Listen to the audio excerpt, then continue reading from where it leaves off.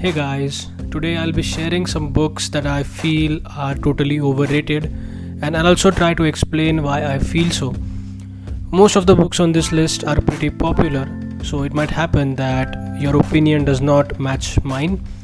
That's totally fine because tastes vary and it is not possible for everyone to like the same things. So let's get started with the list. The first book in this list is Fahrenheit 451 by Ray Bradbury. Fahrenheit 451 is a story about a dystopian world in the far future where all the books in the world are banned. Reading a book or even possessing it is a crime, and the government or the authority which is in charge burns all the books which are found. The firemen, who are supposed to be burning all the books, go so far as to burn the person along with the books if he doesn't cooperate with the authorities. So, this is the rough plot of the book. Let me tell you how I came to know about this book in the first place. So this book basically popped up in all my recommendations in a number of websites and on Goodreads. The websites that generally do the top 10 books you must read before you die kind of things. So I picked it up.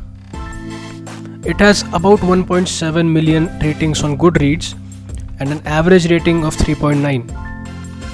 Now you might think that 3.9 is not such a good rating for a book to be called overrated, but when 1.7 million people read the book and the average rating comes up to 3.9, I'll say it's a pretty good rating. Now let me tell you, before picking any book up, I do a lot of background research to see whether the book is worth my time or not, and I did it with this one too. Some of the booktubers that I follow liked this book and gave it a very positive reviews, and so I decided to pick this book up. Though PewDiePie did warn that this book was bad, but I chose to ignore his opinion, and it turns out this book was bad indeed. You might read reviews online on websites claiming that Fahrenheit 451 is very relevant to the time that we live in today, and it depicts where we are headed as a society. This is a point which I disagree on. The book almost feels like an old grumpy man complaining about how technology is taking over books and how people cannot think for themselves and are in total control of the government. Well, I don't see that happening anywhere in the future, at least in the near future. And according to me, this is not relevant at all in today's time. I also do have a few problems with the writing style of this book.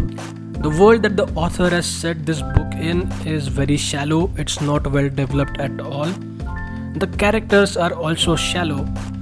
Well, maybe the author didn't have the world building or the character development as his main focus, but still, those are the two main things that I look in a book. And if those are the weak points of the book, then according to me, that book is bad. Dystopia has been done far better if you choose the right books. For example, 1984 and Animal Farm by George Orwell. And The Handmaid's Tale is another example of a beautiful dystopian fiction. So if you want to read dystopia, I would suggest you go with these books. Coming to the second book in the list, we have Warbreaker by Brandon Sanderson. I won't be getting into the story of this book because I don't want to give out any spoilers, because I really feel that this book is pretty enjoyable, but it is overrated. Talking about how I came to know about this book, I will give all the credit to BookTube for this. Before I started watching BookTube, I never knew who Brandon Sanderson was, and I wasn't invested into fantasy as I am right now. So basically, I was suggested to start with Elantris by Brandon Sanderson, which is also the first book to be released in the world of Cosmere. So I started with Elantris, and then I read the Mistborn trilogy, and then I started Warbreaker. And according to me, Warbreaker is the weakest entry in the Cosmere. Now don't get me wrong, Warbreaker is in no way a bad book. But when you have read Sanderson before, this just doesn't meet the expectations. The plot of the book was just okay, the characters were fairly good, the magic system as always was very interesting, but apart from this, I did not find myself caring about the characters, and that is really a rare feeling to get off a Sanderson book. I don't really have many criticisms on his writing and character work or the world building as a matter of fact, but I feel that this was definitely a overrated book. The next book in this list is not a single book, but three books. That is the Shiva trilogy by Amish Tripathi. If you are not from India, then you might not know about this book, but trust me, in India, this is a huge hit. From people comparing the author to J.R.R. Tolkien to crazy book sales in India, this book is definitely one of the most read books in India. The Shiva trilogy is about a man named Shiva whose deeds turn him into a god. Now, that's a very short description for the whole trilogy, but again, I don't want to get into spoilers, and I won't be mentioning the story as it has been a very long time since I read it. And I also gave up the reread of the book because I just couldn't stand the first book of the trilogy. Yeah, that's how bad I think it is.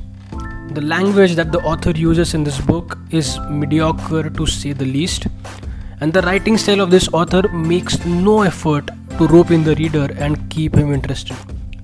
The tone of the author is very repetitive, and for some reason he insists on mentioning some details again and again, however irrelevant they might be. The character work, apart from the couple of main characters, is very shallow, and even the main characters in no way make us feel connected to the story. Most of the criticism about this book is about the poor writing style of the author. Apart from that, the plot is just fine and the world building is okay. The author has basically set his world in ancient India and has taken very less effort in developing it. So I think if you are new to reading and really interested in Indian mythology and don't mind poor writing, shallow characters or average world building, then pick this up. The next and the final book that I have on this list is The Cuckoo's Calling by J.K. Rowling, which she wrote under the pseudonym of Robert Galbraith. Now I really don't know why she wrote this book under a false name, but my guess is maybe because she was afraid that this book might fail miserably, and if it did, it won't hurt her reputation as much. So, talking about the story of this book is a typical murder mystery in which we have a detective who is not very successful and he gets a big murder case and that changes his life. Yeah, it's pretty cliche. This book was referred to me by my English teacher, claiming that this was the best mystery that she had read. I've also read many posts on social media mentioning it as the best mystery to be ever written. Now, I don't know if the posts were ironic or sarcastic because this book doesn't even come close to the best that I have read. Well, the character work in this book is definitely very good. The main character, Cormoran Strike, is very well developed, and the relationship dynamics with his assistant, Robin, are interesting to explore. However, in a crime thriller, along with good characters, we also expect an extraordinary mystery that will shake up all the stereotypes, right? I mean, break all the cliches, but this book doesn't do that at all.